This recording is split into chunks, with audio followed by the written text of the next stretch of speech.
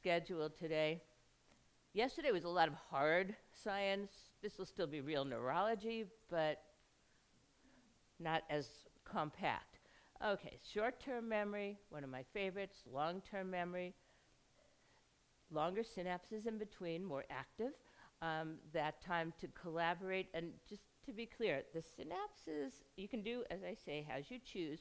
The synapses, which we'll try to have 3 to 4 minutes, are time to take the information we've just gotten and share out what you already do or know or get help from each other. It's like taking the new information, connecting it with things you do.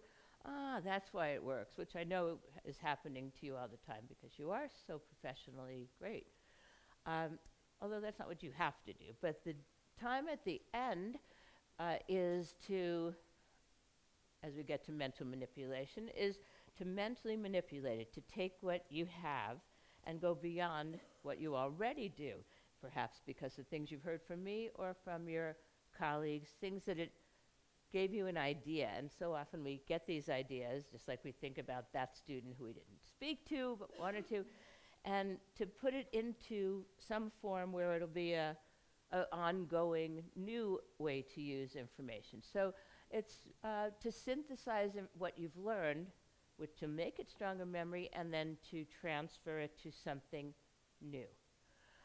Then the share out with feedback. Okay, so since we're doing memory, I'm going to start with, this is really funny, otherwise it would be sad, but it's Guido Sarducci, used to be on Saturday Night Live, and it's funny, but the sad part is it was made in 1980, and about memory, and it's still pretty much true now, unless you went to some different college than most of us. Okay, without further ado.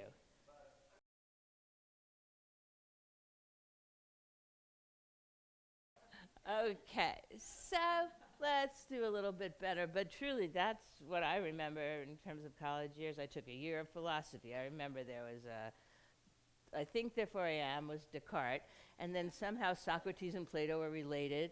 Recently, when I try to find out their relationship, it turns out that Socrates, Plato, and Aristotle were teacher to student, but I would have known that maybe for a test, but what did I remember? So, short-term memory.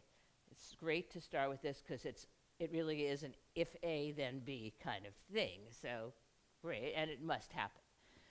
It is not long-term memory, but let's just check into this, what it takes to make short-term. And working memory is incorporated in the word short-term memory. There's some minor distinctions, but it's all, what we're talking about is encoding, connecting, taking the new information and getting it to stick someplace so it can later become long-term.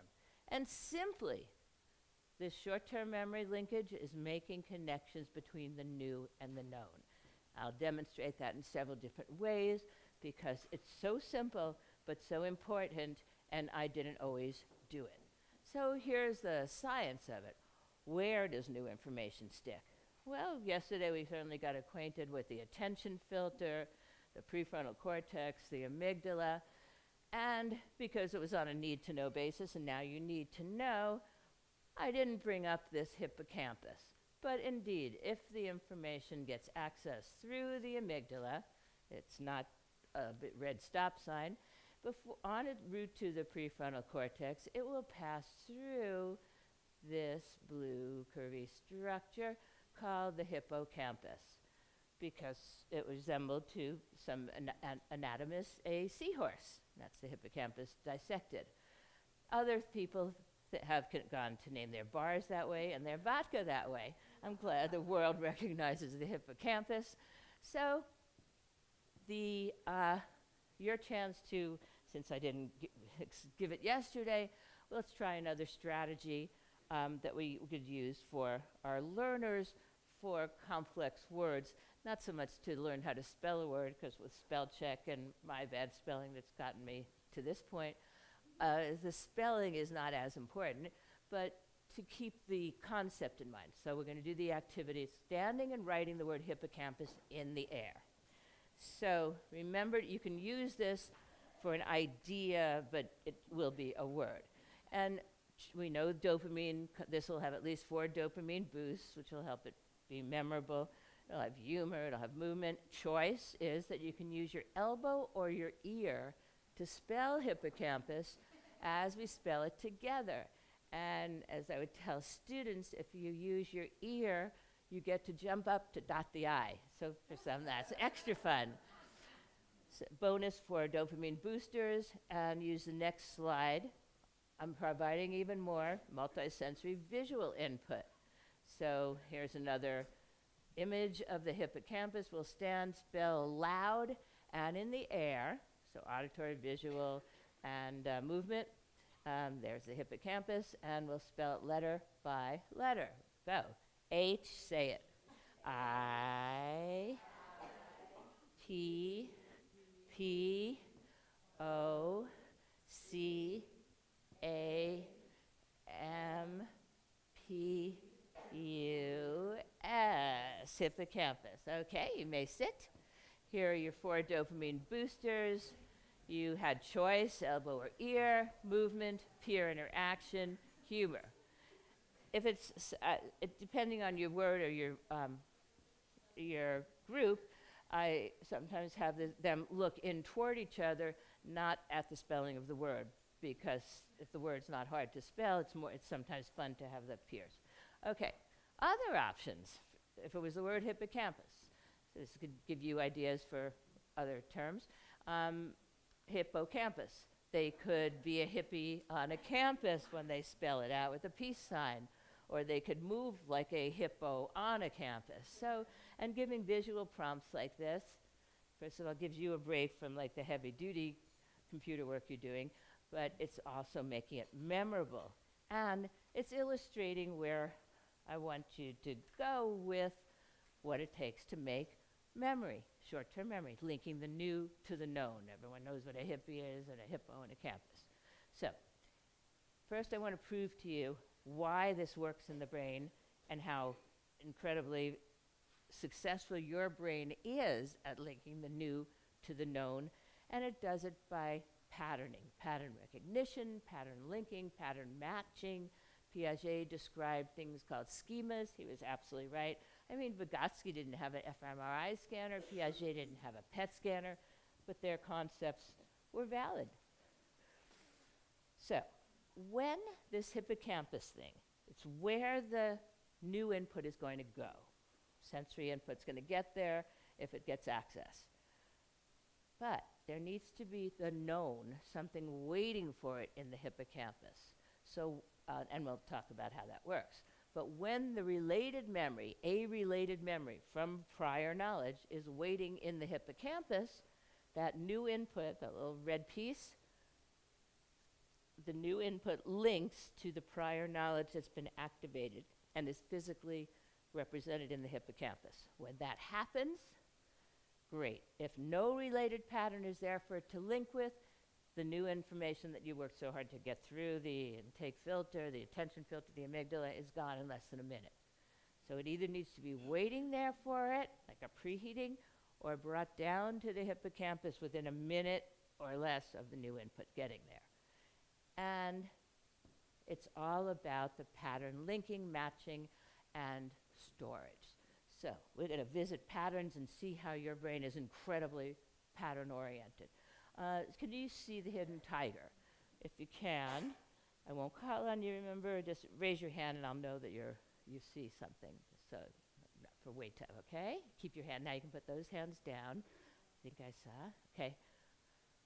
All right, I saw about 1/3 of you, and that's pretty much all that I might see. And the ones that see it may not have seen the one I saw, but it's not just one possibility. If you saw a hidden tiger, great, you saw a hidden tiger. Here's another way to look at it. The hidden tiger. So whatever you saw may not have been that. That's cool too. So patterns. We see them. When we see them, it's evident. When we don't, it doesn't match up. But now I'm going to give you some more patterning experiences to show you how your brain interprets everything through patterns it's built up over time. It's lighting. All right, good for you. You know why? Because you admitted it. I bet there are a few others who needed that. Good for you for asking. Okay, but that's right. So good for you for speaking out. So you're gonna, well, let's just have the experience. Experience how your brain stores and interprets input based on existing patterns it has constructed over time because of repetition of relationships. I'm just gonna show it to you.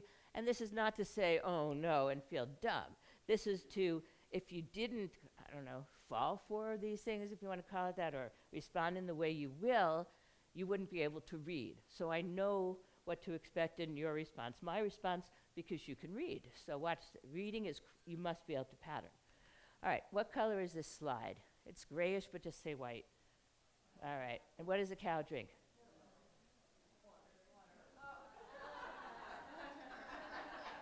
Right. And I bet you've even seen it before. But what happened? Your brain is a really good patterner. Strongest memories, as we'll talk about as we talk about neuroplasticity today and what happens when information is reactivated, strongest memories are these brain circuits that hold information that has frequently been experienced together.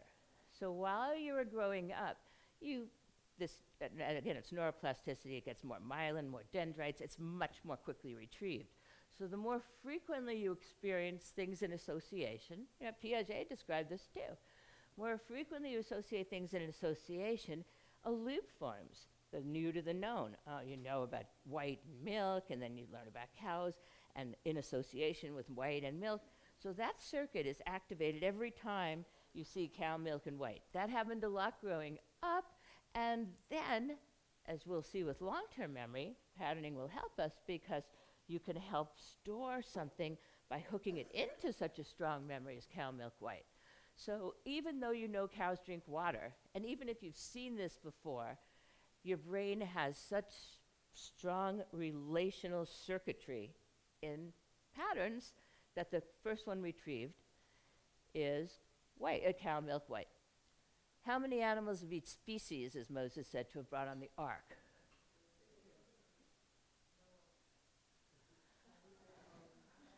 Because your pattern jumps to the species. And when you'd hear this stuff, Noah's Ark, but 2 by 2 species, right? Okay. Optical illusions, another example of your brain's powerful patterning system. Sensory input, everything you see, hear, smell, visualize, is you only get your brain's perception of it. You don't get the cold data. Sensory input is perceived based on an interpretation through your brain's pattern existence in long-term memory. Frequent experiences, those patterns, new information activates related patterns so that it can interpret the world. I'm talking about how to build short-term memories, but short-term memories are basically what are happening automatically when you see something that's different. When you see it, anything, your brain has to understand it to get on to the next thing. So it relies on patterns to understand every minute of existence rather than reevaluate everything. Cows, let's see, what do they drink? You have a circuit that quickly goes through it, because otherwise if you'd be passing a cow and driving a car, you'd drive off the road. The brain is very, very efficient. Remember, 3 pounds uses all the oxygen and glucose. So it's very efficient to make these patterns. So with optical illusions, because of experiences you've had over your lifetime through vision, your brain has certain interpretations that it'll snap to. One being, for example, right angles. It will see a right angle if it's within, it's interesting science, but if it's within a certain degree is not a right angle, even though the lines are straight, they'll come out curved in your perception. So as you see these optical illusions, you'll be seeing your brain's perception of the visual input, not the real visual input. So if you were blind until today, these wouldn't seem like optical illusions. If you'd had no vision until today, you would perceive these little Pac-Man or pies with a piece cut out, but you would not perceive the triangle that you're also perceiving. That's because you've experienced triangles. You would see this thing on top, the thing on the bottom, but because you've had experience with animals being whole, you perceive that it's one continuous cat dog. And this video will show the same thing. It'll show the illusion, it'll remove the things that make your brain interpret the lines as curved or not parallel. You'll see what they really are, but you'll be able to look at the other half and still not see the reality.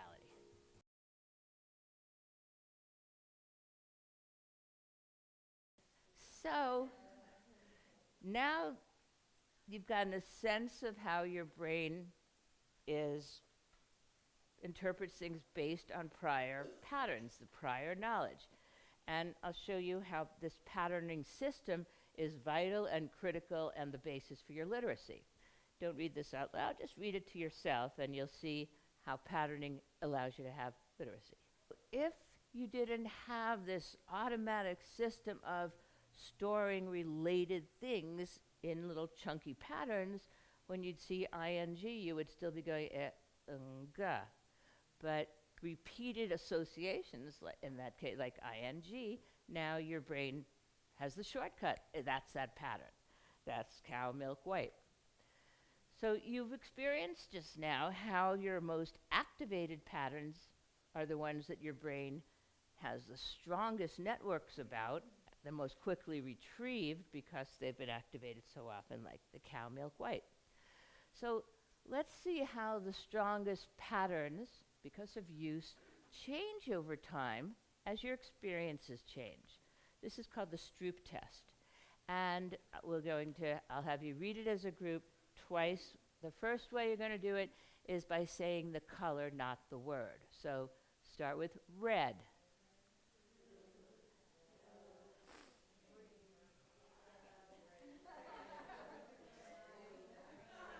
Okay, that wasn't very much fun. Now let's do it word, blue.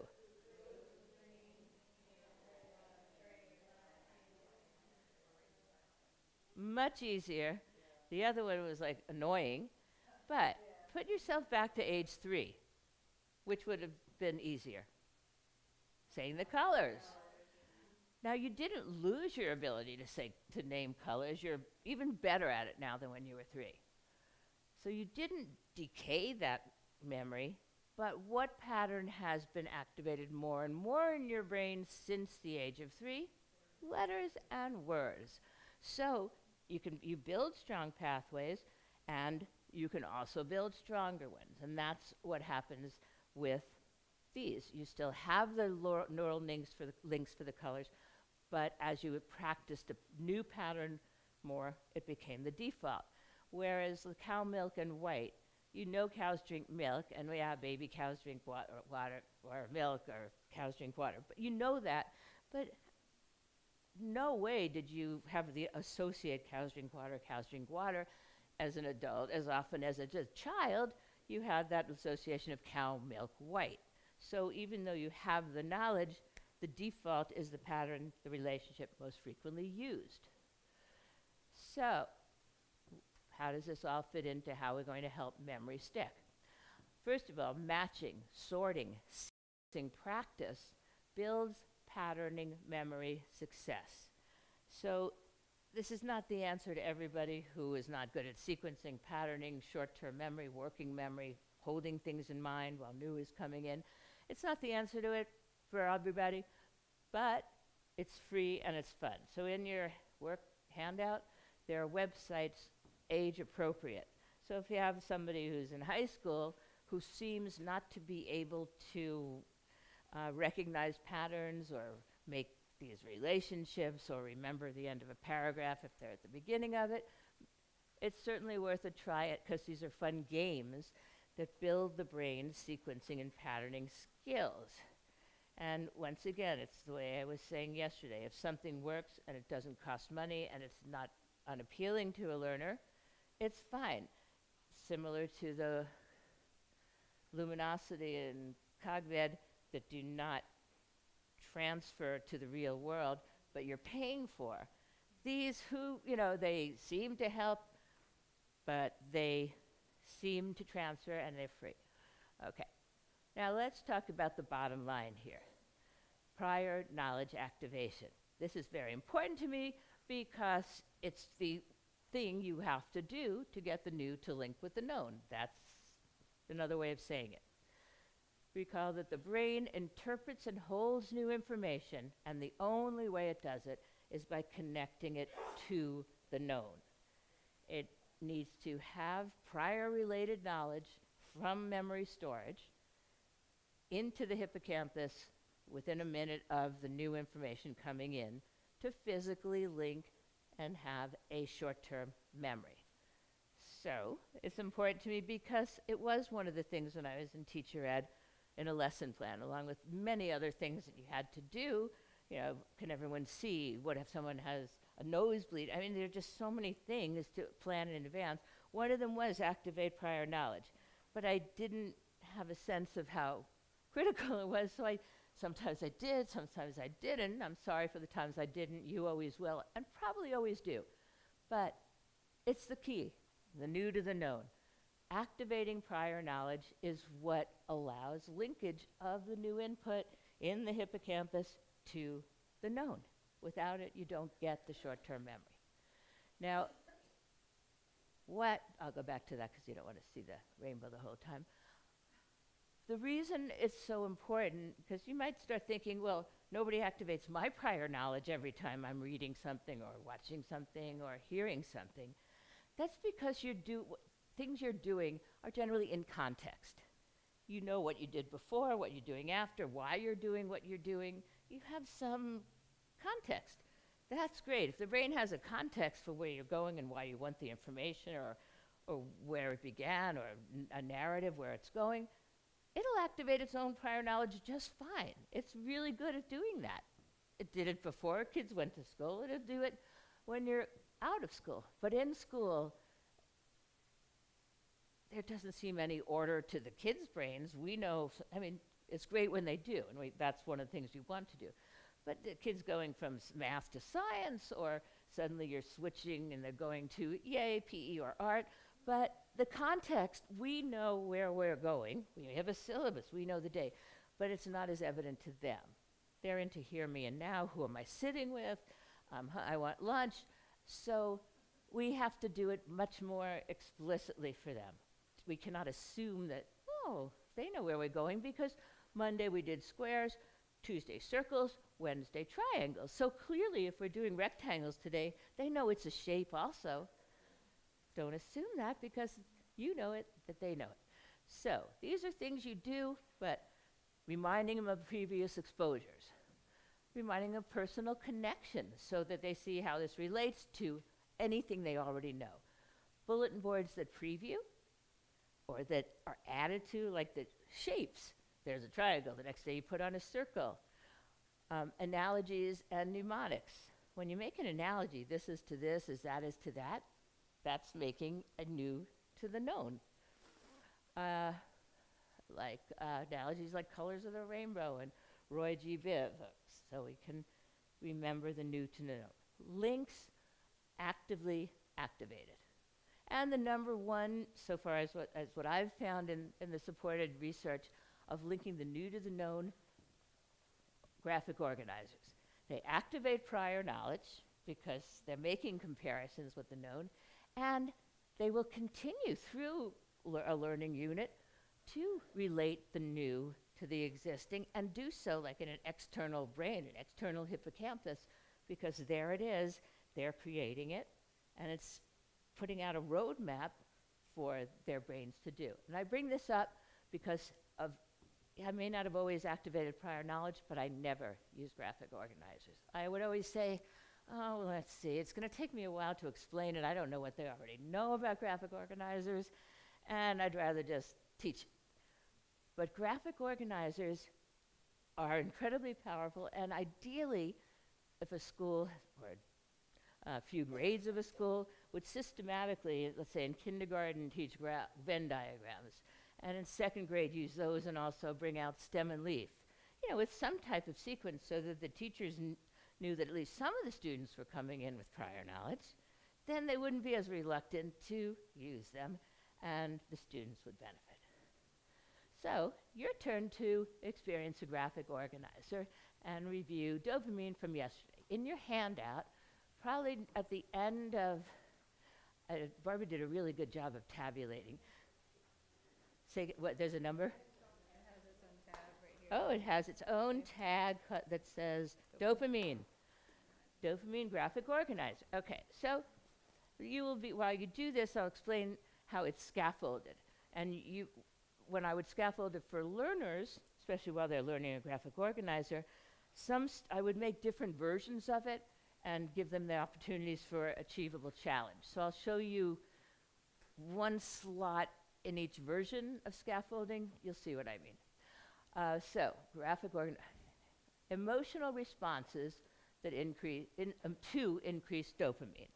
So it could be blank and you'd fill it in, or in the highly scaffolded one, I might have the things that happen when dopamine is released in the brain. Increased pleasure, increased attention, motivation, perseverance, memory. So that's filled in your graphic organizer. Then, at the next level of less scaffolding, the next box, boosters of dopamine release. So you would either have it there for some students, let them look in their book, or let them remember what they remember. One version would be saying, select one from the list below to write here. And you would ask them to be selecting one that matches a strategy. In this case, I'm making it appropriate to you. So one of your strategies to increase dopamine release. So you can select one of the dopamine releasers that you've had experience with that manifests itself with the dopamine response. So if you found that using humor resulted in students having more attention, motivation, and pleasure, then in that empty box, you just write down a few words to describe that, how you use humor to get dopamine. So go ahead, take 2 minutes to respond to your graphic organizer. And you have a blank one for future reference. So when there is a successful pattern match, ta-da, it happens. It happens. The hippocampus encodes that new sensory input into a short-term memory. So, to let you get back to your discussions and also off of dopamine to this one, summary, new input must link to some existing memory as the first step in memory holding. Without it, it won't stick. The brain's programming, we remember the first day. The brain seeks patterns, it seeks pleasure. Here's patterns again. Patterning and sequencing practice are ways to build the brain's ability to recognize patterns it needs for memory construction. But it's not needed for everybody. It happens developmentally, and you can use it if you want. Certainly, activate prior knowledge to ensure memory encoding.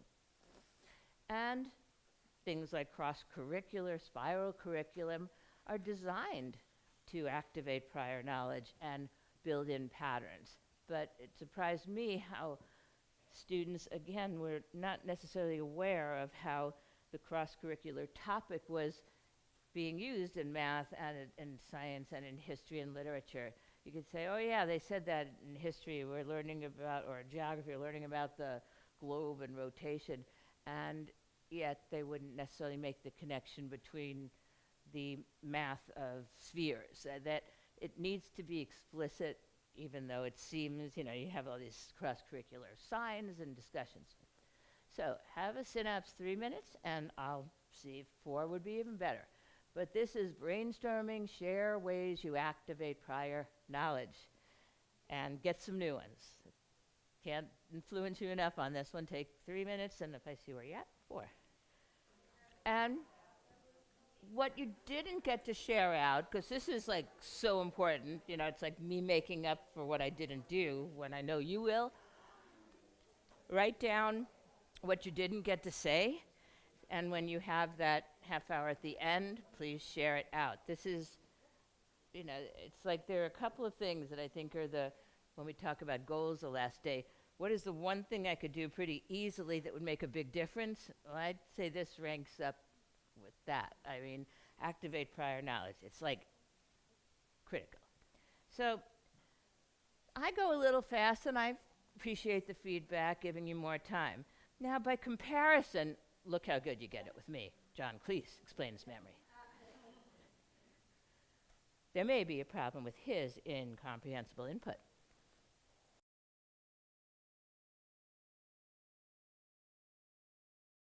That's such an interesting question, and it's one that actually came up through a different circuit last night when I was talking to parents about what we'll talk about later, neuroplasticity and making connections in the brain. The first 3 years of life, the brain is programmed to suck in stuff. The dopamine is coming out not just for making predictions and finding out they're right. The dopamine is released for even doing something the same way and doing it right. It's released when something is figured out, a challenge achieved. So the child will continue to try to say a word until somebody understands them and gets a lot of great dopamine. When we talk about memory, after about age 4, 5, there's a system where the brain gets hooked. It has a drug dealer in this nucleocumens that's always sending out a little dopamine to the prefrontal cortex, a little bit. And when a prediction feedback shows it was wrong, it withholds it for a second. And the brain feels bummed. And this is a good thing, because if there's feedback, it rewires the correct stuff. So we'll go back to that. But what's happening in the brain of 0 to 3? The brain is very driven for survival to suck up everything. It never knows what it's going to need. It has all of this space, a lot of still getting the 20% of oxygen and glucose. It's got all the time it needs, doesn't need to sit on the couch and preserve it, doesn't have to do much for survival, doesn't have to hide or get its own food. And all the information is coming in and making all these little roads. If you look at the brain, between ages 0 and 3, it looks like the most crowded thing with all these little villages and sprouts. So the brain is, for survival, wired to suck in and hold everything it can. It never knows what's important, and it's indiscriminately taking it in and repeating it back and getting dopamine for repeating it back or doing it again, even though it already knows what to do. So it's all set for the brain to like sponge. By the time it reaches about age 3, 4, 5, all this crowded stuff is beginning to suck up a little too much effort and energy to keep the cells alive. It has a lot of stuff in there that it doesn't need to use, doesn't know, doesn't use again after the first few times. That's when, during the school years, as you're about to see, 5 to 18, one of the big changes is pruning away those little circuits that are dead ends that it didn't end up using. But when they're in those early years, the brain's programming is take it all in, hold on to it, build on it. I'll reward you with dopamine even when you do it over again. The same thing. So that's what their brains are doing, and it makes total sense for survival, but also for building wisdom, because in order to build the strong circuits that really are valuable for applying to other purposes or continuing certain behaviors, it's a really good system. Take everything in, so you have a lot to choose from for your foundation. Which bricks are going to be used, which ones are valuable. So after that, starting at about 3, 4, and 5, the brain is a lot less junk.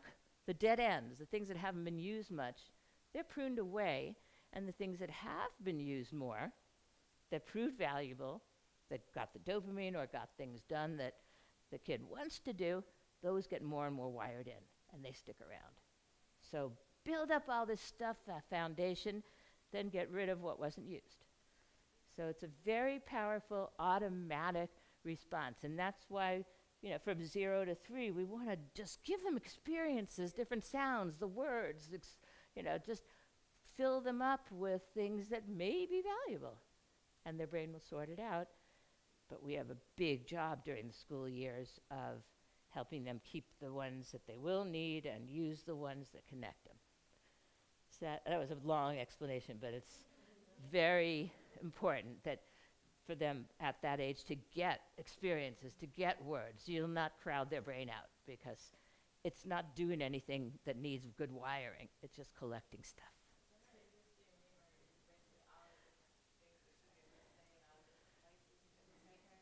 They're becoming little pathways. Some of them are dead ends and won't be used again. But every place you take her, every word you say to her, expressiveness, people, interactions, getting to know what emotions are, all those things are great stuff that the brain will then pick through. So on the flip side of that, when there's an elderly person who has dementia or Alzheimer's, what's happening to the memory ability? Is it a legitimate illness or sickness of the brain, or does it tie into what's happening?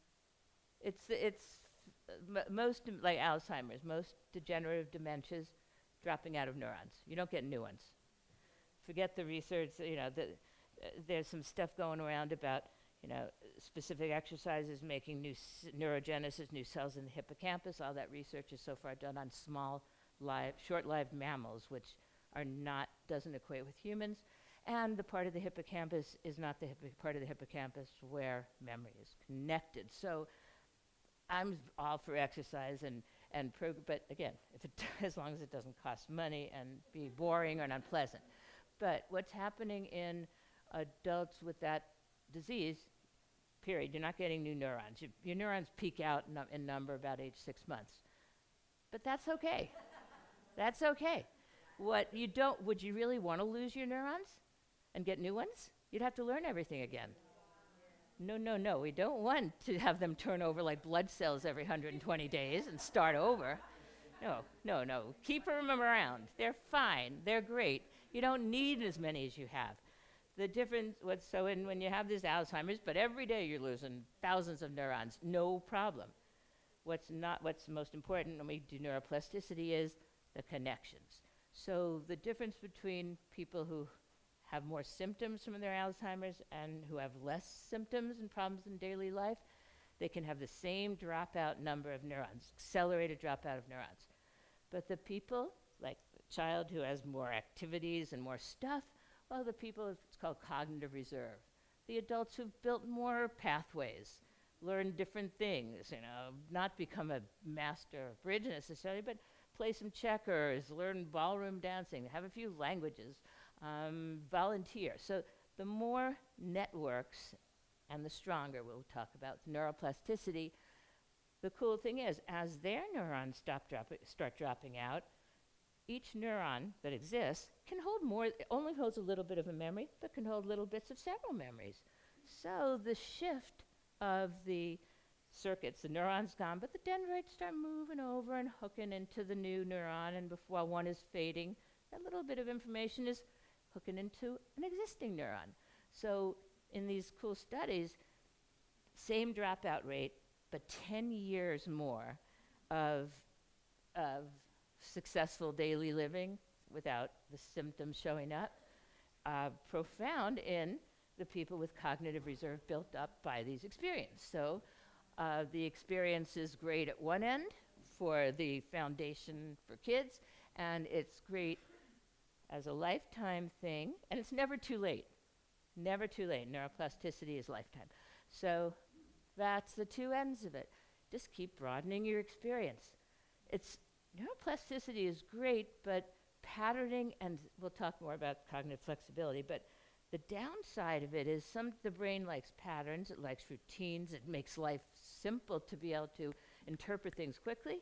The flip side, at the end of the day, is loss of cognitive flexibility, loss of creativity, more falling into ruts like stereotyping and heuristics and, this means this. And some of the greatest, most creative people, from Einstein to, Jim Morrison, who died young, but some of these brightest, most exciting minds did most of their creative stuff before like age 27, 28, 29. And part of the interpretation is the brain slips into patterns and doesn't go out and stretch and explore these other pathways because cow milk and white is so strong. But you'll see, this is good preview for what's coming up, which is long-term memory. Yes, drop it out of neurons, but cognitive reserve, total different picture. Okay, so here was that hippocampus, short-term memory. We still need to get to the prefrontal cortex where long-term memory is constructed. I said you had about a minute when it's in the new steps in the hippocampus where it has to link to the known. And great, you link the new to the known. You only have another minute before you have to do something with it if it's going to stick around. It's like when you hear a phone number.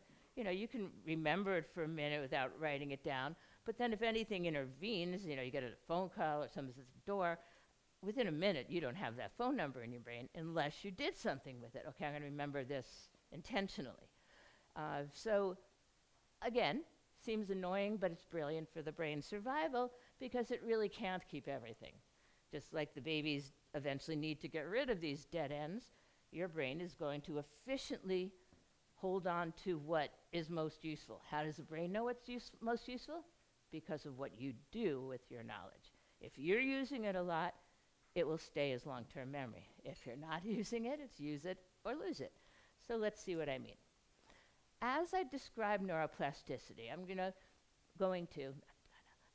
to provide opportunities for those of you with differentiated background knowledge to perceive the information in alternative ways. For some of you, based on your information, you have a lot of knowledge about neuroplasticity. Others would like to have it refreshed.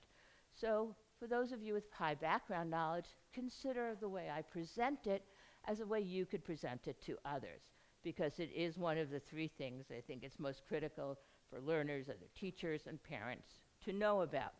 And here's an example of why it's one study about teaching students about neuroplasticity. 100 seventh graders that had 8 weeks of in-school instruction on studying. So they all got that. How to use study time most effectively, organize, remember new material.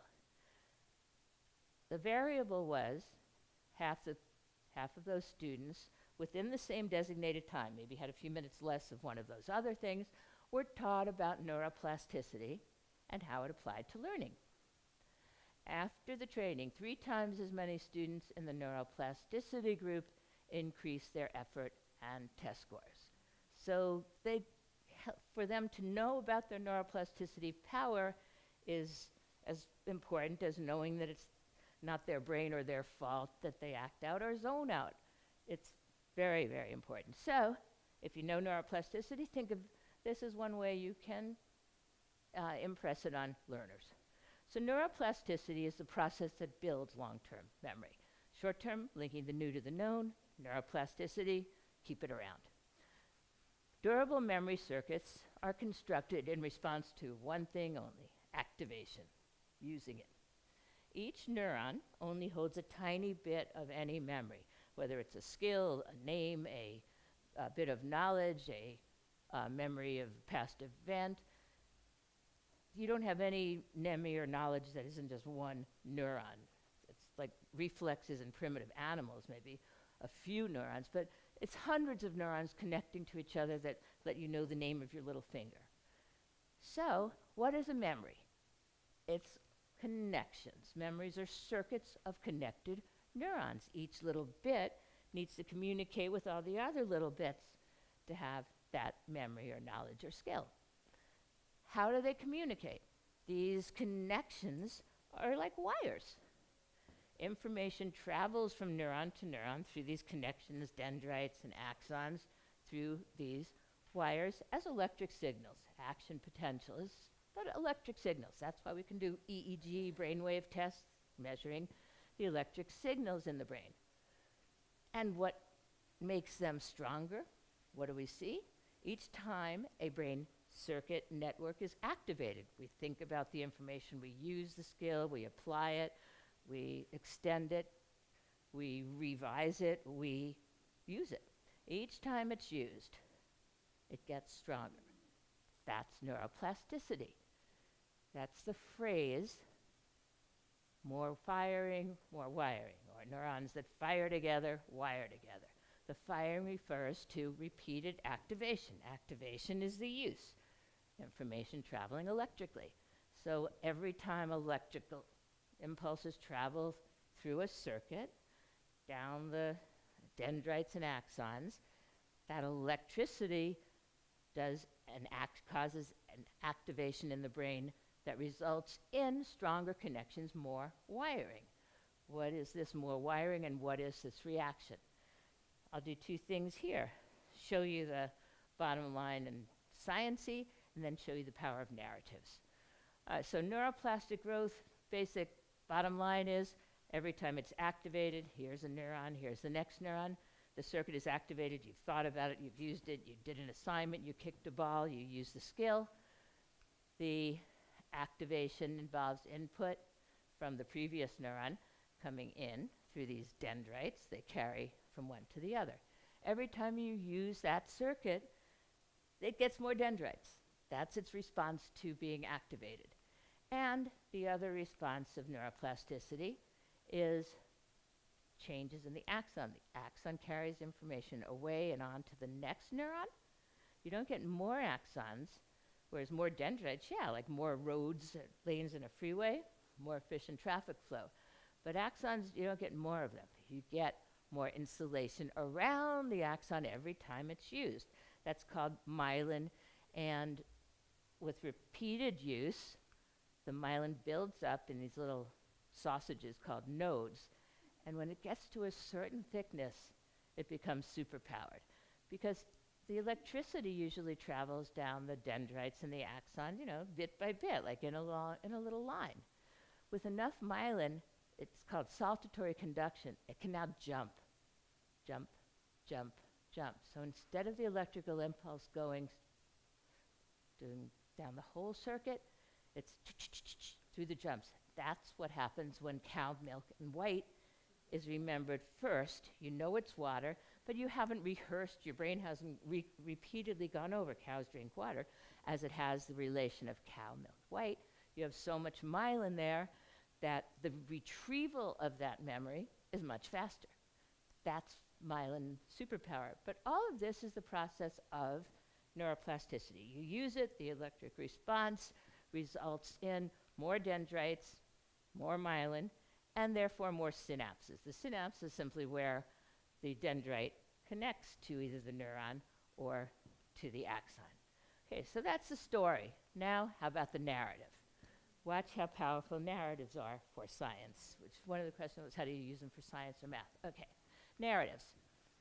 How come kids always want to hear the same book? You bring them a glitter book, you bring them a pop-up book. I want to hear that, but first Goodnight Moon, or Green Eggs and Ham. It's like, what? Again? I'm so bored of that one. And maybe, but try skipping a page? Oh, no. Oh, boy. So what's going on with that, and what does that have to do with everything? Well, two little things. One, the reason they don't want to skip a page, and the reason they'll say to you what's going to happen on the next page, oh, this is where they find their mittens. And with my daughter did that, I started thinking, wow, she's not the sharpest knife in the drawer, but I love her anyway. Of course, the mittens are on the next page they were night before and the night before and the night before. Well, it has to do with that little dopamine that rewards pretty generously. So what we would consider, that's not a prediction. A prediction is something you don't know. But when they're growing up, it rewards predictions that aren't predictions. It rewards statements or actions, putting one foot in front of the other. It gives you the dopamine response for saying something or doing something that you do already know. It's really reinforcing information learning. So besides the dopamine, here is the power of narratives. That is, all through childhood, if somebody is reading you a book or telling you a story, the most horrible things are not happening. Maybe like A Beautiful Life movie, but no matter what your circumstances are, they're a little bit better if somebody is able to read you a story or tell you a story, read a book. So when the brain starts hearing something in narrative form, it does have a little calming comforting impact. The other thing is patterning. The brain loves patterns, and wow, is the narrative format familiar in childhood narratives, even more adult narratives, but in childhood narratives, the pattern is so clear. Once upon a time, then there's some problem that always gets solved, and then a happily ever after. So the brain hears something coming in like a narrative, and it's ready. The patterning system is there, the template comes online. Okay, give me a beginning, I know there's gonna be a middle and an end. So in terms of the brain remembering information that comes in narrative form, you've already activated a pattern and positive feelings. Pretty neat. So I'll tell you a narrative about, I can make neuroscience into a narrative that you'll remember Ollie and neuroplasticity a year from now, whereas you may not remember that picture I showed you. Okay. There is a thing that happens in the brain, neuroplasticity, that when a circuit has electrical activity going through it, it gets more myelin. Well, Ollie wants to tell you his side of the story. Ollie is this guy up here. That's a neuron in the distance, and that is that axon thing we heard about. Well, Ollie doesn't know what his job is. Ollie is short for oligodendrocyte or glial cell. And there's 10 times more Ollies in the brain than there are even neurons. But as I was told in medical school and science courses, what are these Ollies? What are these oligos? They're helper cells. What does that mean? Well, we don't really know. They float around the brain. Maybe they're for structure, maybe they're for nutrition. They're not important. Well, Ollie hears that all the time. I didn't know, and they told me not to worry about it. So Ollie did hear that he was a helper cell. And so he said, I don't know what I'm supposed to do to help, but I'll find out. So Ollie just, because he's not stuck, holding on to anything, circulated around to see what possibly needs help. And he would see places where like electric current was leaking out of some of these circuits. He says, well, that doesn't seem good. Maybe that's a problem I could help with. So he goes up to the neuron and says, I think you're losing some of your electricity. And the neuron just shines him on, says, doesn't even answer him. Go away. You're just a helper cell. I don't need your help. So Ollie says, but I am a helper cell. I'm going to find out the problem and see what I can do. So now Ollie goes closer to the place where this electricity seems to be leaking out. And he sees that on either side, this picture shows Ollie holding on, but he's just roaming so far. So he looks at this stuff where it's not leaking out, and he sees places where it is leaking out, and he says, looks like he could use a patch here where this electricity is leaking out. So he goes around the brain, he investigates what is this material made of. He says fatty acids, some neuroproteins, goes around the brain looking for some. Doesn't really find any. Asks the neuron, who again doesn't talk to him. Then he looks, do a little metacognition, looks inside himself. What am I made of? Lo and behold, it's this fatty acids and neuroproteins. And then he goes through the stages of death. Oh no, it needs my cytoplasm, it needs my body. But this is inert, it's like dead. But I'm a helper, so I'll do the right thing. So Ollie hooks his little arms onto some existing myelin, around where electricity is leaking. And to propel himself around to become more myelin, he extrudes his nucleus, which makes him no longer a living cell, and that propels him around, and he indeed becomes myelin, as did all the other myelin before him come from other Ollie's glial cells. So Ollie made more myelin, he made the myelin thicker, and thanks to Ollie, your memory of neuroplasticity is getting stronger. Your Ollie's just went in and did some work. Now, what about the happily ever after? Don't be sad for Ollie. Because when Einstein died, he did give slices of his brain. He planned to have, he didn't do it himself, but his will said, distribute slices of my brain to 20 scientists.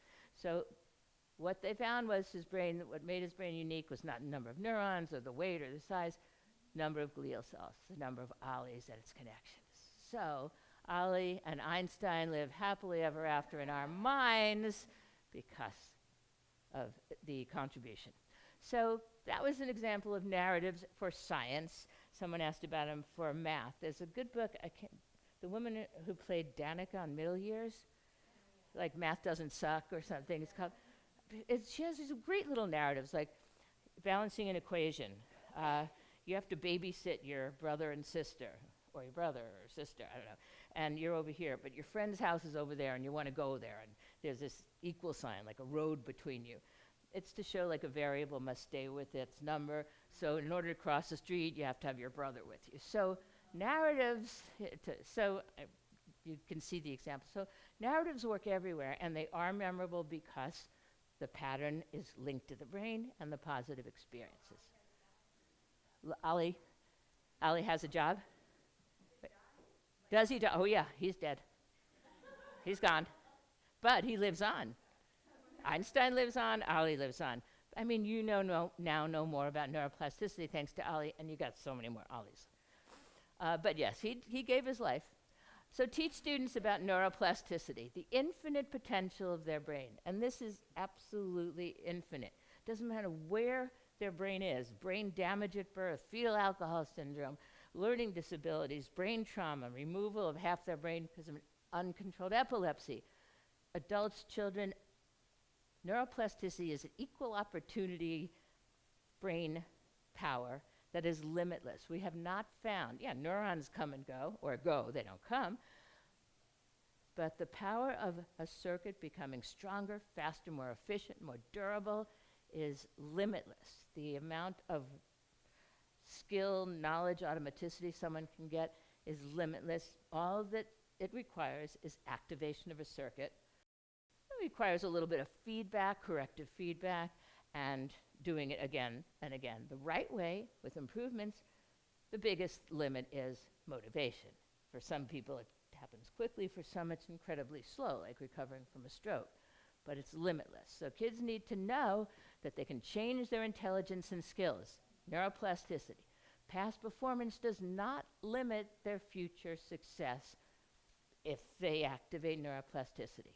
Each time you use a memory, its connections and wiring get stronger. Neurons that wire together fire together. I'll show pictures like this. And remember this picture, I'll be telling you about homework and sending it home. But you show them right now in class. See these wires, these like green things? Well, that's this electron micrograph of some dendrites. And you can see little bumps somewhere. And those are little dendrite buds. Just sitting here in class. Some of you got more than others, depending on how actively you were listening, but you're all got some dendrite buds. They're going to go away in 24 hours, or they can turn into durable memory. It's up to you. It's going to take neuroplasticity, whether it's the homework, the practice of the soccer kick, or your guitar. You're going to need to do something else with them, especially in the next 24 hours. That firing will be enough to at least hold on to them a little longer. And the more and more you activate them, and I'll be helping you because we'll be applying it and using it in relevant ways, that is going to make so much myelin and so many dendrites that the memory will, or the skill will be automatic. You won't have to think about how you ride a bike, just like you don't have to think about keyboarding anymore. And it will be so durable that this pruning won't happen, and you won't have to learn it again after the summer. And you won't ever have to learn least common denominator again. So at this point, students might start thinking, oh yeah, she's just trying to get me to do homework. So I want to show that I give them this demonstration that I invite you to participate in with me. Let's see the time. Right, we can do this before the yes, okay. Take your right foot while you're sitting down and rotate it clockwise. Same time, while you're doing that, take your right hand and make big sixes in the air.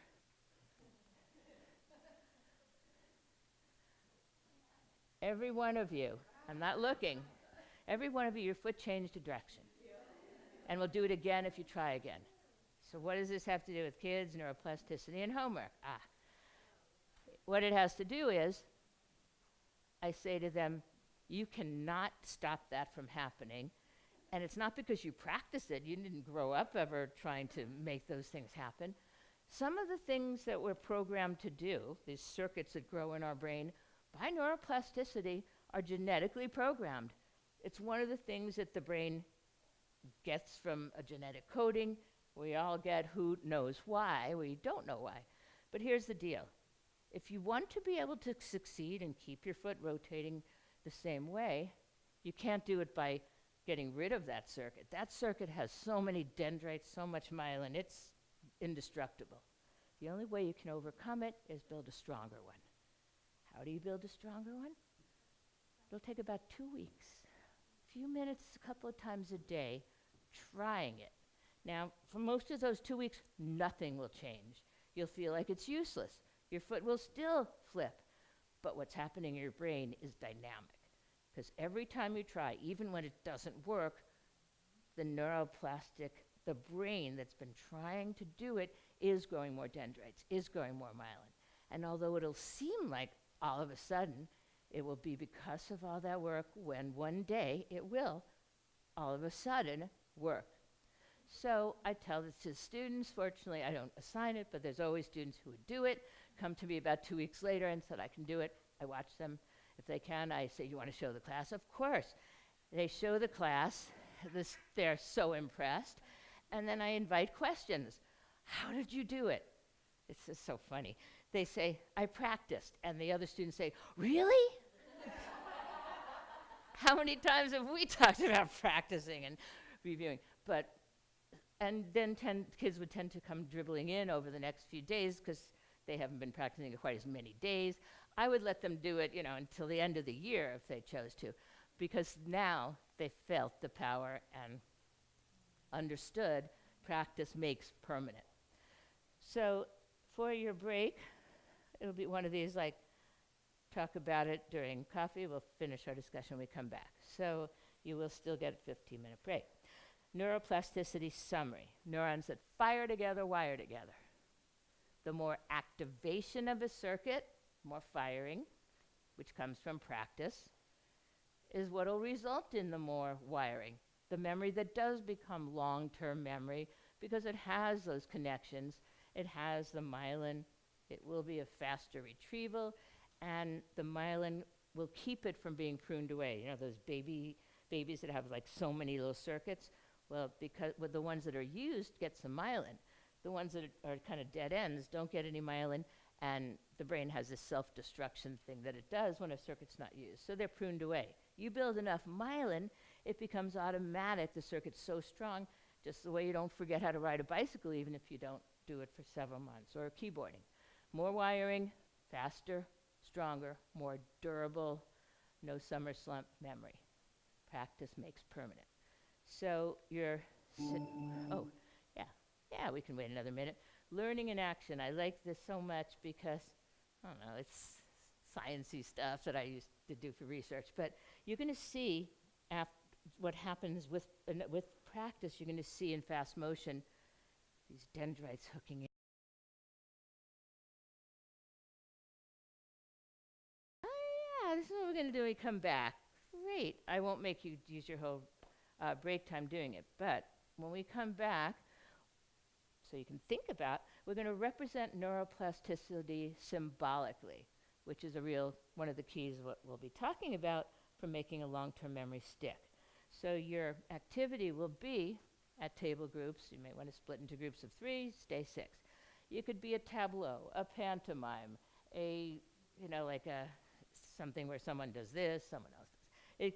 It doesn't have to be a drawn-out skit, a pantomime, tableau, movement. How you could represent neuroplasticity symbolically with your bodies and standing up. So I'll put back this slide of what neuroplasticity is, and when we're back from break, you'll find a way to represent it out as a table group. And I'll ask that while you're even rehearsing it, believe me, no one's going to be watching you. They'll be worried about their own thing, to do it standing up. Because I find students who do it sitting down, they don't do it as efficiently or as enthusiastically. So go ahead, take your break until 15 plus 40 is 55, 10:55. See you then. We'll rehearse. I'm very strict on allowable, what is a valid medical model research. So things like kindness and gratitude were very latecomers until I felt they were very solid. But the very last one, optimism, that just sounded too touchy-feely. That, you know, it was also one that, you know, when I started working with Goldie on mindfulness and saw that, it was like, I don't think I can endorse that one. But as the research followed, I'll show you just a tad of the research, and then you will see the video.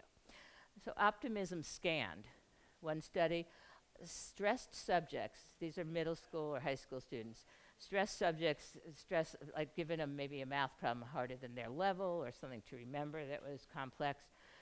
And you could see, while they're in the scanner, you could see that there was decreased flow of information through the amygdala to the prefrontal cortex. They were simply asked to think about, to imagine some positive future event, something they were going to do that they were looking forward to, basically some optimistic thought. And you could see on the scans the amygdala getting less and less metabolically active, more flow going to the prefrontal cortex, and more successful memory and cognition. Another study, taking it to the classrooms. Yeah, that's Gus. Fifth graders. They have these like skill sheets in math. How many can you do in 5 minutes? And that was not unusual, but the control variable group. So the variable group was invited for 30 seconds before starting their 5-minute skill sheet to think of the happiest day of their life. That to me would be really, really anxiety producing. It should be, you know, when I had my kid or got married, but it might be the guy who took me on a motorcycle ride and he was really cute and bad. So that's an ethical dilemma. But they didn't have that ethical dilemma. They could, you know, yes, they could think of the happiest day of their life. 30 seconds. And the number of math problems that they solved successfully on the skill sheets averaged up to 17%, but was significant for 30 seconds of an optimist's thought. So that's one correlation, and enough for me that although that one is a limited study, the other one on the scanner was lots of studies, and certainly for 30 seconds, I think it's worth it. So, to help you remember optimism, here's your video.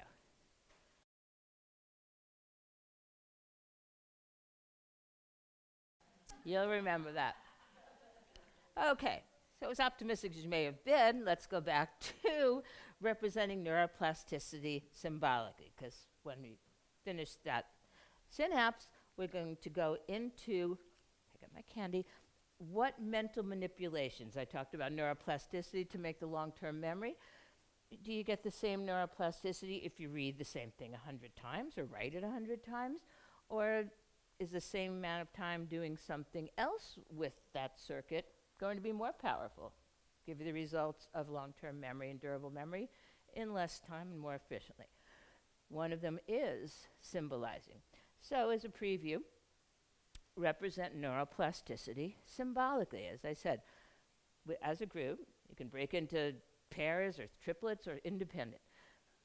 Some movement, some tableau, some pantomime, visual, verbal, but you'll stand up, figure out something in 3 minutes or less. So we're not expecting top, Academy Award-winning stuff. It's not going to be shared or videoed. You know, I mean, neurons that fire together, wire together. You know, you're welcome to use this one. You could stand in a circle and, like, obviously squeeze someone's hand and go around the circle, and maybe you do it and another person comes in to show that it's a stronger circuit. So feel free to do that one. And it's the concept of neuroplasticity, any of those representations. So have a stand up. You'll have 3 minutes to have your tableau or pantomime. We'll share them out. I'll let you know when you have 1 minute left, but do it start by standing, even your brainstorm.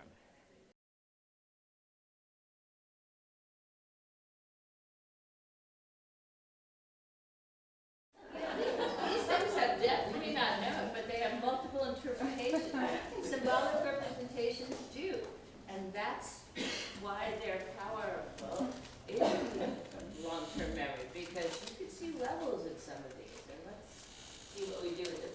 also have the experience now seeing adults can do it in a short time. They don't die of stage fright, so students can do it. You saw the video of the 18 high school kids, so it's fun, memorable, and here's why it works. Mental manipulation for the neuroplasticity of long-term memory. Because indeed, a short-term memory, you get a connection, which you absolutely must start with, but if there's nothing done to it, it is don't. And this goes back to the babies with all the little dead end or these little bits that aren't used. A rote memory, just like reading or memorizing the same loop, you know. Apple is manzana, but isolated facts, rote memories. You can certainly make really, really strong rote memories that lots of dendrite, lots of synapses by repeating it and saying it over and over. Count twice. But isolated facts that are memorized by rehearsing them the same way over and over without active engagement, personal relevance, pattern, expansion, expanded connections, they're stored, but they're stored in remote areas of the brain because nobody ever talks to them or hooks in with them. They get pushed more and more to the side. And not only are they remote, but because they're isolated bits, not activated frequently, there are fewer neural pathways connecting them to come back as prior knowledge or to the hippocampus or to relate them to other knowledge so that insights and connections are made. So you can suddenly build them, you have them, but they're of limited use. So the same amount of time that it would take to build a rote memory can be spent doing various mental manipulations that will take it and make it as durable, more durable, but more importantly, more transferable, applicable, and available for creative insights and problem solving. Now the categories I'm using, I didn't make up the word, but you can use any category names you want. Not the nomenclature, feel free to make it your own. But the ones that are most powerful fit into symbolizing, categorizing, summarizing, and transfer performance tasks. And go back to my high-level animation. With things like those mental manipulations, and this relates to a question I was asked at the break.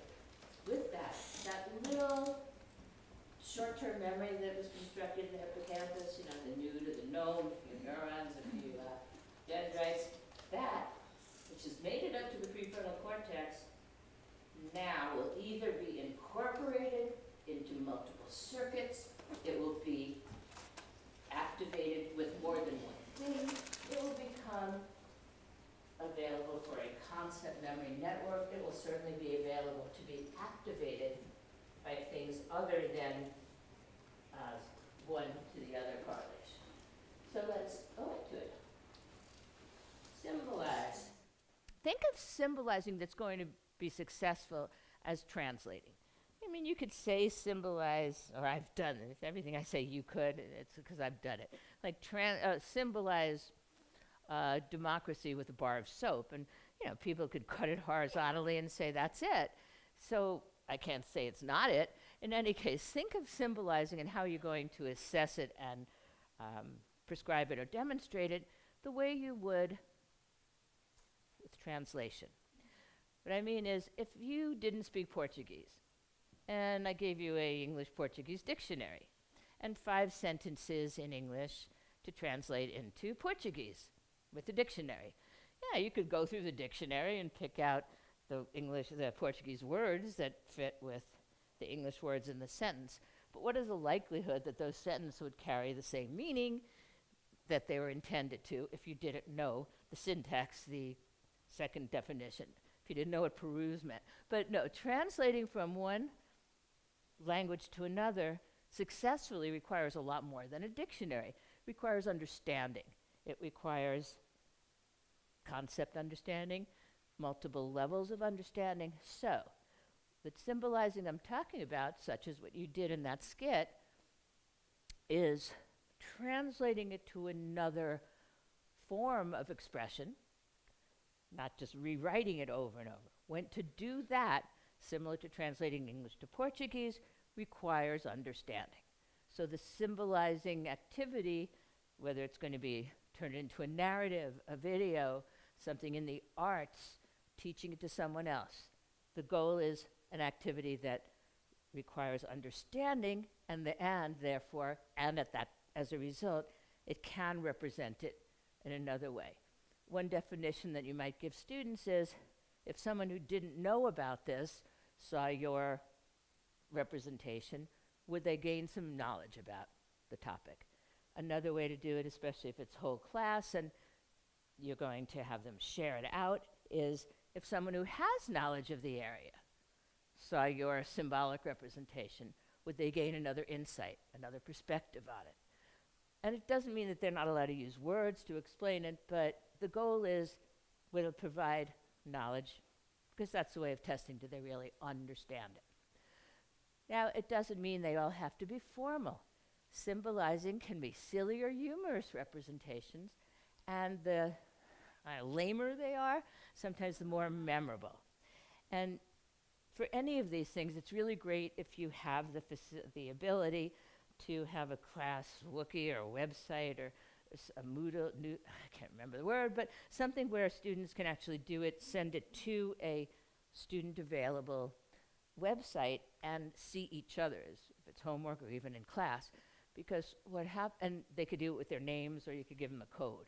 But when things like this, it's very helpful, with any of these, because they'll look at something that's in their language, like a web page, a joke, a picture, and some we'll see later. They'll look at it because they're interested, what did my classmate do? And they're not lengthy. So you also get to keep them for future years. So here are some examples, silly or humorous representations. This was for math vocabulary, and it was whole class accessible and on a link that could be progressed. So for example, and then there was also spoken or written. They could speak something into it or write it. Anyway, one of the words was closed polygon. And this guy's thing was, he put up the picture and his voice said, a closed polygon, any number of line segments that are connected. But I also want to tell you I got a new bird whose name is Polly. Open polygon, any number of line segments that are not connected. But you know what happened? Somebody left Polly's cage open, and now Polly is gone. So what I mean, the lamer, the more memorable. Students would love this from year to year, or moan at this from year to year, but then come back and say, are you still showing that one with the bird? I say, what do you mean? Well, you know, the open and closed polygon. Oh, so you do remember. Okay, here's another one where they make it so the students do it with clicks. So here's the first hint, picture. If you want another click, you get high pot in news. So this is one, at first, when I'm building their analogies or symbolism, I provide an assortment of cool pictures. Later on in the year, I let them select them with a time limit, because it's more time thinking about the subject when they're picking out their picture, but with a time limit. So I had an assortment of pictures, and my favorite response, the assignment was make an analogy to a picture with a punctuation mark. Exclamation points like this man attract our attention and our vertical lines. Pretty cool. And the pictures I got after that from them were even better. Okay, here's one that those of you, especially who teach at private schools where the parents want to do their kids' homework every night, will enjoy, but it's powerful when there's access to a computer at home or sending home a picture, and when the parents aren't working the reality of 3 jobs and can afford the luxury of more time. But here's how it would work. Teaching it, right? Assign students to explain to parents, guardian, the significance of a picture you email or send home. It's not going to be a picture that the parents are experts about. It'll be something they're unlikely to know, like from history, a primary source, an electron micrograph, a peripheral figure in history, a book character, picture of a book character that's not like a major one. So you want something that the parents don't know. The lesson or instruction that day will certainly include that information, and you're going to tell the students in advance, you don't have any homework tonight. Your parents are doing the homework. They got sent a picture of this guy, this synapse, this primary source photo. The homework assignment is for your parents to write a summary about what that picture is meaningful about. They won't know. You'll have to explain it. Be sure you give a word limitation to the parents, because, you'll get a report. But what happens with an assignment like this? Teaching someone boosts memory and understanding, absolutely. Now the student, the child, is the expert. We're going to have actively listening parents. It's not like, what else? Yeah, I know already about that. Student gets the feeling of being listened to by the parents because they are actively listening since they're getting it to do the homework. But who's the winner? I mean, the student is explaining it. The parents are listening. And frequently, you'll get even further investigation prompted by engaged parents, but it improves relationships and the student's empowerment boosts. So, a good one. Symbolize translating into a video. This is another one of those animotos that I did, and other students would do them and put them on the class link. And this one I would tell them in advance. You're going to see images that you recognize. There'll be one at the end that doesn't quite seem like it belongs with the others. Figure out what it could mean symbolically.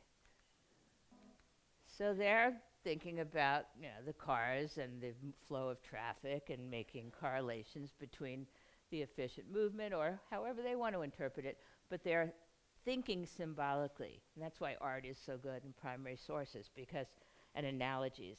To think of to symbolize something or to interpret a symbolic representation is mental manipulation. It's building understanding while it's building a durable memory. All right, categorize, but a different kind of categorizing.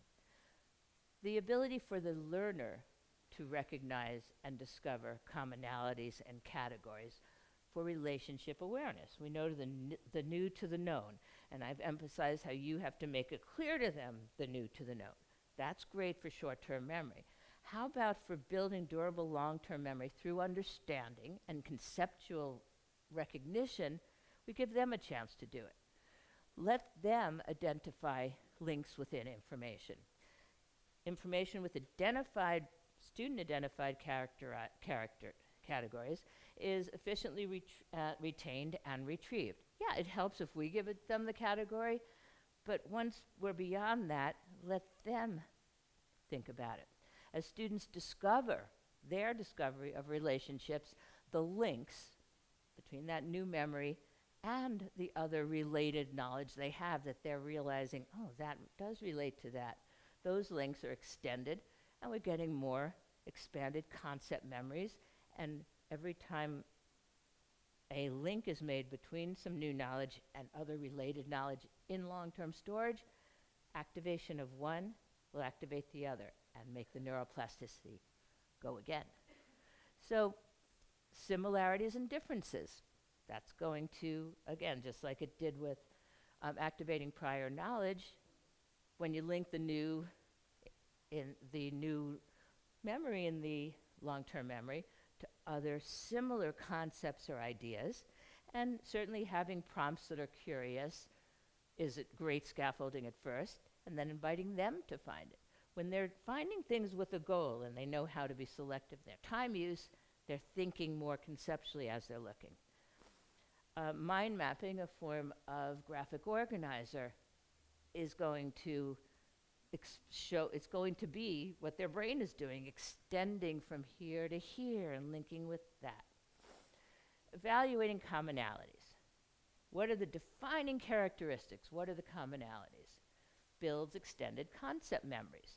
So, for example, whether it's cross-curricular or knowledge that they've had in the past, yes, they've made little rote memories of magnetism or of atomic particle movement, positives to negatives, magnets, atomic rotations, temperature, positive, negative, altitude.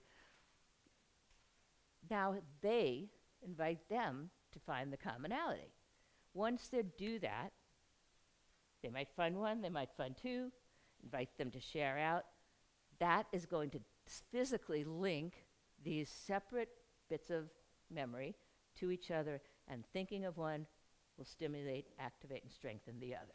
Now they're getting more of a concept of positive and negative, and they could expand it to emotions. Okay, sort by commonality. Now this is something we frequently do for students, and this is where doing less results in more. We might be studying animal species, and we might, as we describe the different species, tell them the characteristics that help determine whether it's a reptile or a mammal. Yeah, so here's this template we'd give a student.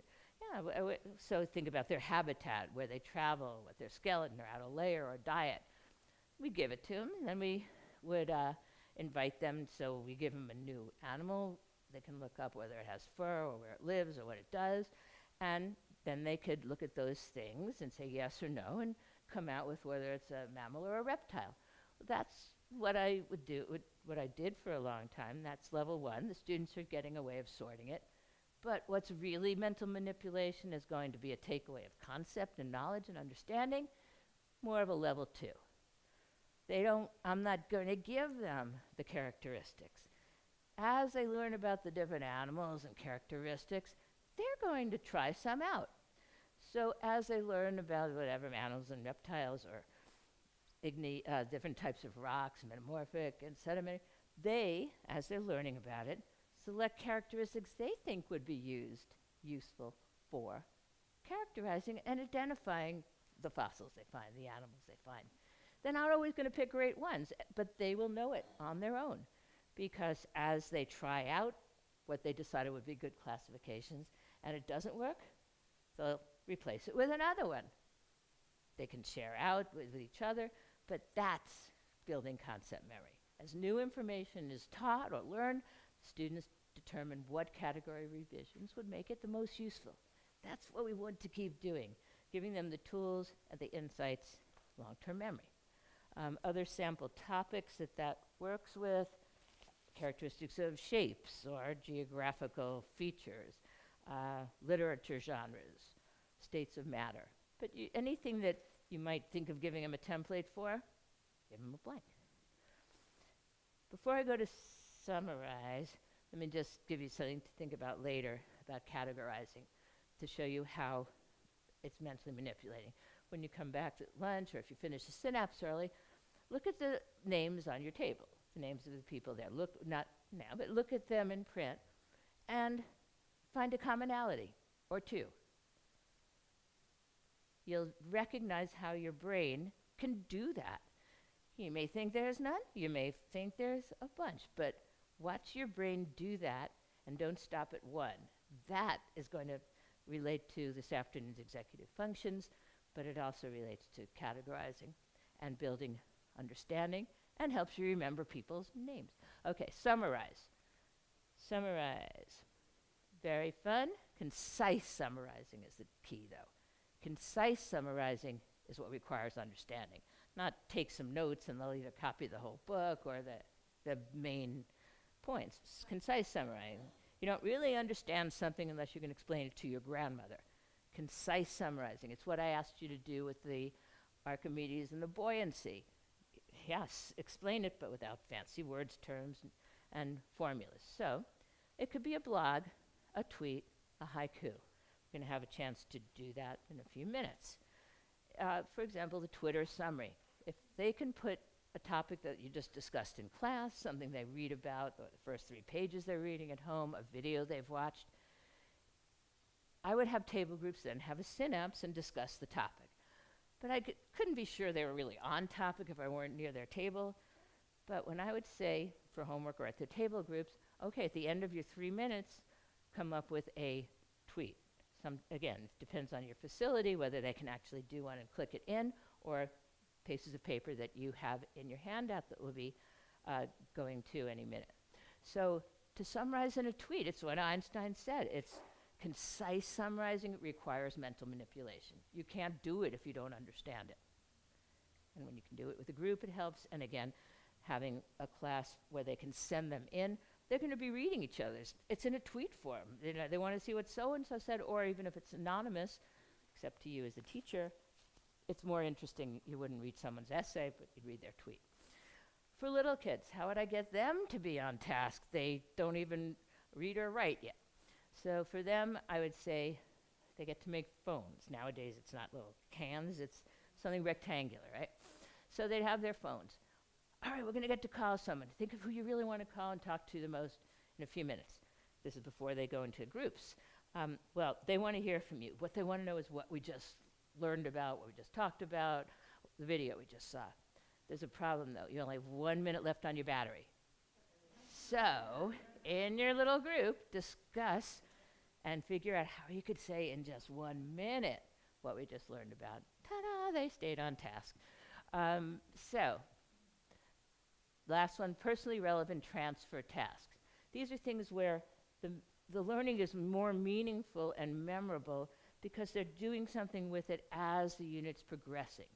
So the mental manipulation, if they're learning the food pyramid, design my food pyramid based on your likes and the body's nutritional needs. So they're learning about the nutritional needs, but the beginning and the authentic performance task is, what is the food you would like to have more often? Either served in the cafeteria or have your parents give you more often. Okay, well, let's see if when you learn about the things that we need to eat and we learn about the caloric and fat properties of food, let's see if you can make a week's menu and have more of that. If you can make it fit into by alternative other foods that meet the needs. Okay, history. Instead of reading just the history of Columbus and how he screwed up a lot, you are Queen Isabella. But you're getting daily text updates from Columbus. This is what I see ahead of me. Oh, I see some people there. I think I'll bring them home as slaves. But they're getting it now real time, and they get to respond to him with concerns and revisions regarding his exploits and plans in the New World. It's as they learn the information, they're interacting. Or to limit the devastation of the Black Death, as we learn about infectious disease or germs, what interventions from modern science would you take back to the 14th century? So now they get to be heroes and take back stuff that we know now. So transfer, authentic performance tasks, inquiry, these mental manipulations, what's happening, isolated factlets are being incorporated into larger networks and these project-based learning. We're storing the information in multiple brain regions. It's what is going to extend information, knowledge, memory into concept understanding that is transferable to new applications and creative tasks. So how knowledge becomes wisdom? We build understanding and memory with mental manipulation, transfer activities, project-based learning, inquiry, so that more extended memory boundaries and links take place. Concept networks are constructed where activation of one part of it automatically hits the others. The learning is transferable to future tasks, problem solving, and creative innovations. Because it's not what you know, it's what you can do with what you know. That's the goal of education. It's what remains after the facts fade away. And that's what you get with the mental manipulation.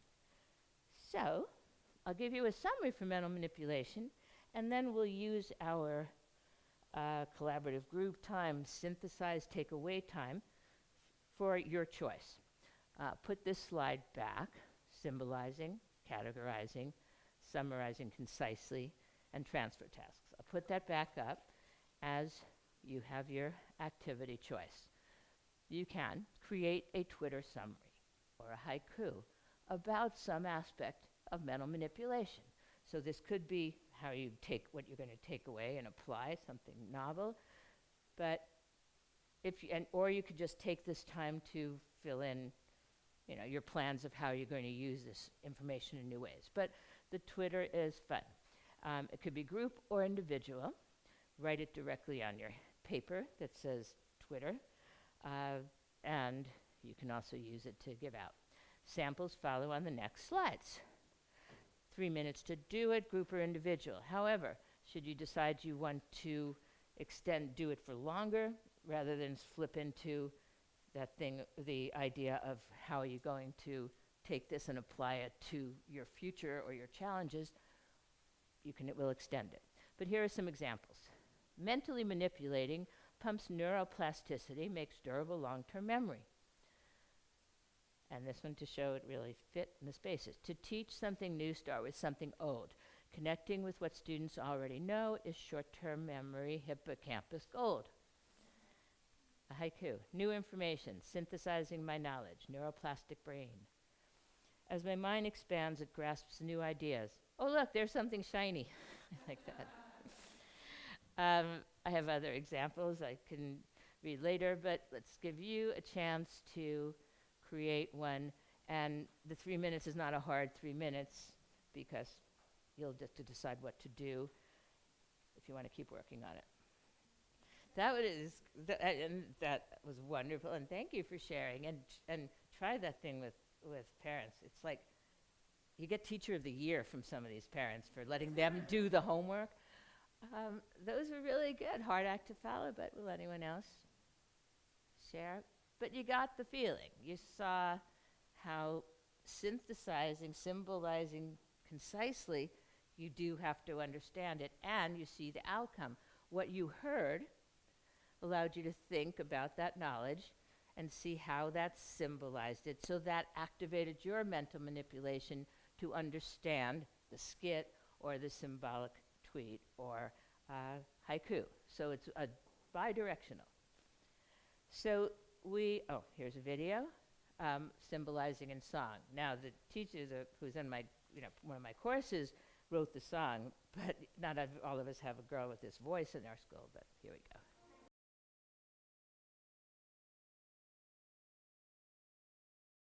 So, yeah, these are different ways that you, when you see them, are interpreting them, and that's cementing your your understanding, because you're recognizing the symbolism. Like you laughed when you saw the amygdala as the box you walk through, the scanner, right?